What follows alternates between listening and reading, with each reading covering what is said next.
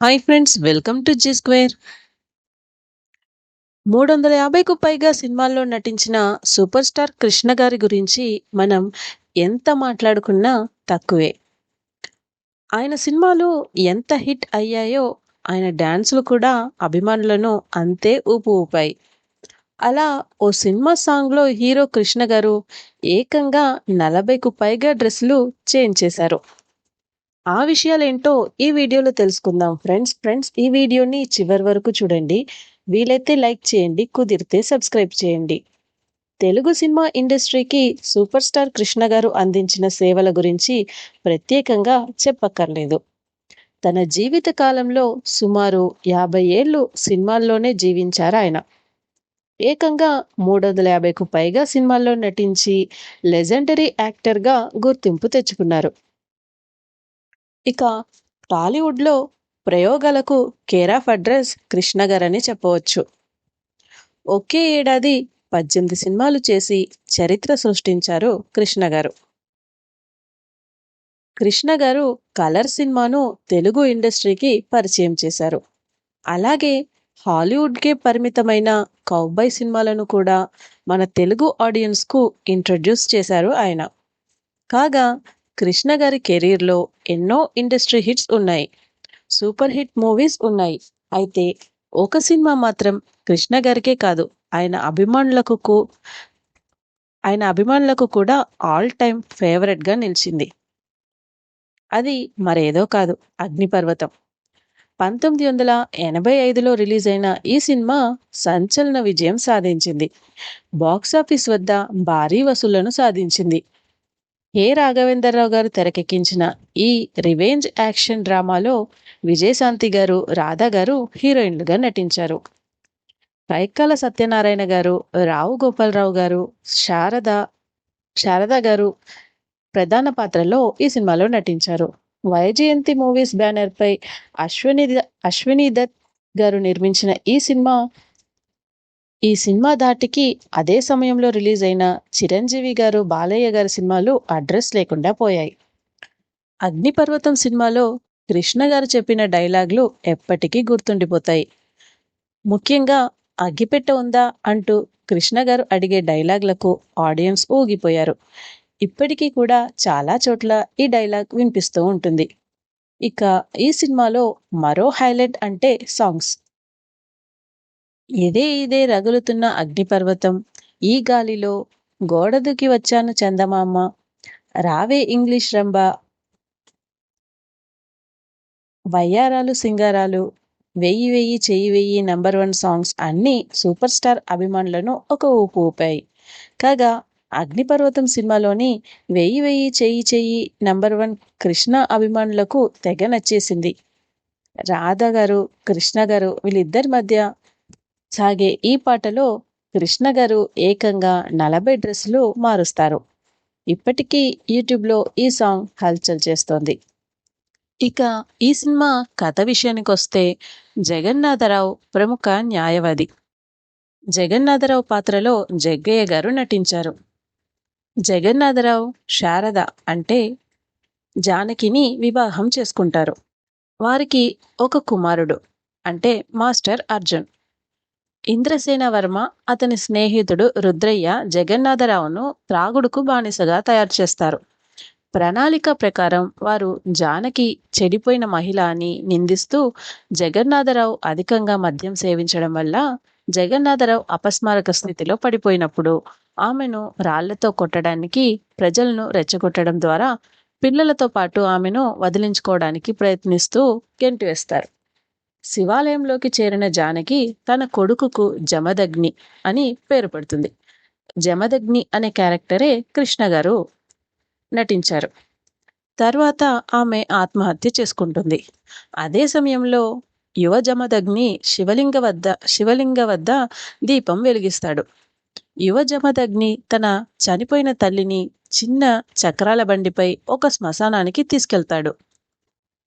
జమదగ్ని తన చనిపోయిన తల్లిని చిన్న చక్రాల బండిపై ఒక శ్మశానానికి తీసుకెళ్తాడు. అక్కడ అతను దహన సంస్కారాలు చేస్తాడు. జగ్గయ్య పార్వతమ్మను రెండవ వివాహం చేసుకుంటాడు. రెండవ భార్యకు చంద్రం అంటే ఆ క్యారెక్టర్ కూడా కృష్ణ గారే అన్నమాట. చంద్రం అనే ఒక కుమారుడు, ఒక కుమార్తె పూర్ణిమ జన్మిస్తారు. పార్వతమ్మ ద్రోహం గురించి తెలుసుకొని పోలీసులను పిలుస్తానని ఇంద్రసేన వర్మ రుద్రయ్యలను బెదిరిస్తుంది. ఏదేమైనా ఇంద్రసేన వర్మ రుద్రయ్య చేత నెట్టివేయబడినప్పుడు ఆమె కంటి చూపును కోల్పోతుంది. అదే సమయంలో జగన్నాథరావు చేతికి పక్షవాతం వస్తుంది. ఇంద్రసేన వర్మ రుద్రయ్య జగన్నాథరావు ఆస్తిని లాక్కుంటారు. జగన్నాథరావు అతని కుటుంబం సంపదను వదిలేస్తారు. సంవత్సరాలు గడిచిపోతాయి. అనాథ జీవితాన్ని గడుపుతున్న జమదగ్ని తర్వాతి సంవత్సరాల్లో చాలా ధనవంతుడు, శక్తివంతమైన వ్యక్తిగా ఎదుగుతాడు. అతను తన తల్లి నిరాధార ఆరోపణలతో మరణించినందుకు, తాను అనాథగా పెరిగినందుకు తన తండ్రిపై ప్రతీకారం తీర్చుకోవాలని అనుకుంటాడు. అతను స్మగ్లర్ల నుండి డబ్బును పట్టుకొని పేద ప్రజలకిచ్చి వారి హృదయాలను గెలుచుకుంటాడు. అతను పేదల కోసం కార్పొరేట్ ఆసుపత్రిని నిర్మించడం ప్రారంభిస్తాడు. నిర్మాణంలో పేదలకు ఉపాధి కల్పిస్తాడు.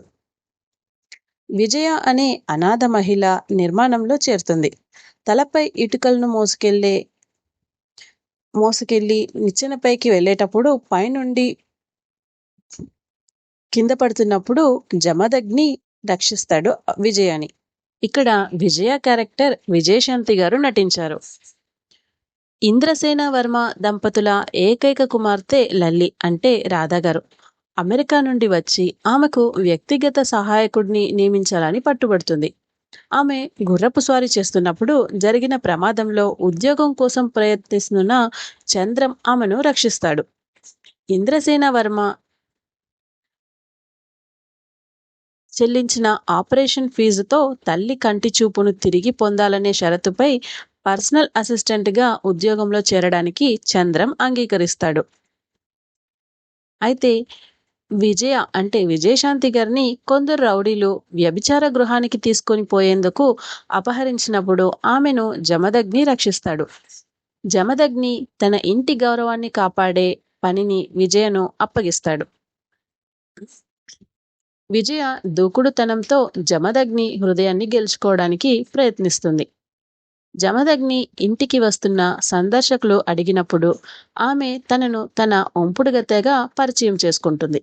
ఆమె ప్రవర్తన జమదగ్నిని తీవ్రంగా కలచివేస్తుంది.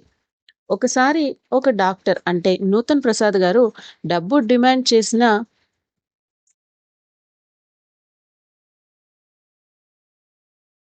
డబ్బు డిమాండ్ చేసి గర్భిణీ మరణానికి కారణమయ్యాడని అతనిని జమదగ్ని హెచ్చరిస్తాడు. ఇంకో పక్క పరీక్షలలో ఉత్తీర్ణత సాధించిన తర్వాత చంద్రం పోలీస్ ఇన్స్పెక్టర్ అవుతాడు. చంద్రం తల్లి మరెవరో కాదని ఇంద్రసేన వర్మకు తెలుసు. అతని కారణంగా కళ్ళు పోగొట్టుకున్న పార్వతమ్మ ఆపరేషన్ కోసం రుసుము చెల్లించాలన్న వాగ్దానాన్ని ఇంద్రసేన వర్మ విరమించుకుంటాడు. దీనికి ఆగ్రహంతో చంద్రం తన తల్లి కంటి ఆపరేషన్ కోసం డబ్బుల కోసం లల్లిని కిడ్నాప్ చేస్తాడు. లల్లి ఏ సమయంలోనైనా చంద్రంతో ప్రేమలో పడుతుంది. ఇంకో పక్క పార్వతమ్మను చంపమని ఇంద్రసేన వర్మ తన మనుషులను ఆదేశిస్తాడు. కానీ అదృష్టవశాత్తు ఆమెను జమదగ్ని రక్షిస్తాడు. అయితే చూడడానికి అచ్చం జమదగ్ని తన కొడుకు చంద్రంలా ఉండడం చూసి పార్వతమ్మ ఆశ్చర్యపోతుంది. ఆమె అతన్ని తన ఇంటికి ఆహ్వానిస్తుంది. కానీ జగన్నాథరావు ఒక తలుపు వెనుక దాక్కుంటాడు. జమదగ్ని తనను తాను అనాథగా పరిచయం చేసుకొని తన తల్లిని తండ్రి విడిచిపెట్టి చంపబడ్డాడని వెల్లడిస్తాడు. అతను తన తండ్రిపై ప్రతీకారం తీర్చుకోవాలనే కోరికను వ్యక్తం చేస్తాడు. జమదగ్ని వెళ్ళిన తర్వాత జమదగ్ని తన మొదటి భార్య జానకి కుమారుడని జగన్నాథరావు వెల్లడిస్తాడు. చనిపోయిన వ్యక్తిని కారు వెనక భాగంలో ఉంచి జమదగ్నిపై తప్పుడు కేసు నమోదు చేయాలని ఇంద్రసేన వర్మ రుద్రయ్య యోచిస్తారు. జమదగ్నితో గొడవ తర్వాత కారులో ఉన్న వ్యక్తి ప్రభుత్వ ఆసుపత్రిలో చనిపోయిన వ్యక్తి అని చంద్రం తెలుసుకుంటాడు.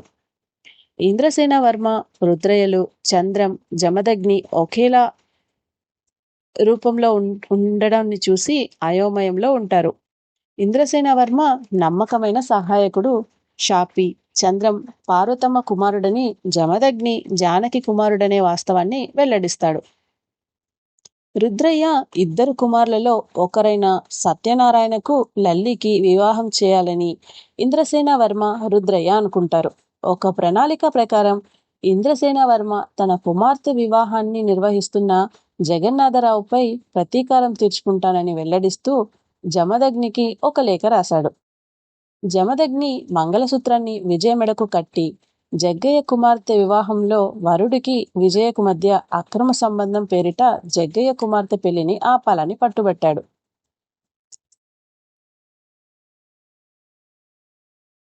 అలా జమదగ్ని పెళ్లిని జరగకుండా చేస్తాడు. తన భర్త జగన్నాథరావును చంపడం ద్వారా తనను వితంతువుగా చేయవద్దని పార్వతమ్మ జమదగ్నిని వేడుకుంటుంది.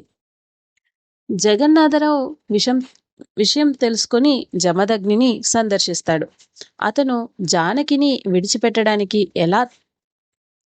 ఎలా జరిగిందో, ఆమె ఎలా చంపబడిందో అనే ఫ్లాష్ బ్యాక్ను అతను వెల్లడిస్తాడు. జమదగ్నికి నిజం తెలుసు. ఫ్లాష్ బ్యాక్ వెల్లడించిన తర్వాత జగన్నాథరావు మరణిస్తాడు. జమదగ్ని తన అన్నయ్య అని చంద్రం తెలుసుకుంటాడు. ఆసుపత్రిలో రోగులను చంపడం ద్వారా జమదగ్నిని అరెస్ట్ చేయాలని ఇంద్రసేన వర్మ, రుద్రయ్య యోచిస్తారు. జమదగ్ని చంద్రాన్ని ఆసుపత్రికి తీసుకెళ్లమని అడుగుతాడు. అక్కడ అతను తప్పించుకుంటాడు. విజయను ఇంద్రసేన వర్మ, రుద్రయ్య అపహరిస్తారు. జమదగ్ని ఇంద్రసేన వర్మ, రుద్రయ్యలను చంపడం, జమదగ్ని విజయను తిరిగి వివాహం చేసుకోవడం, జమదగ్నిని తాత్కాలికంగా అరెస్టు చేయడంతో సినిమా ముగుస్తుంది. ఫ్రెండ్స్, ఇదండి అగ్నిపర్వతం సినిమా యొక్క విశేషాలు. ఈ వీడియో గనక మీకు నచ్చినట్లయితే లైక్ చేయండి, షేర్ చేయండి, సబ్స్క్రైబ్ చేయండి. Thank you for watching.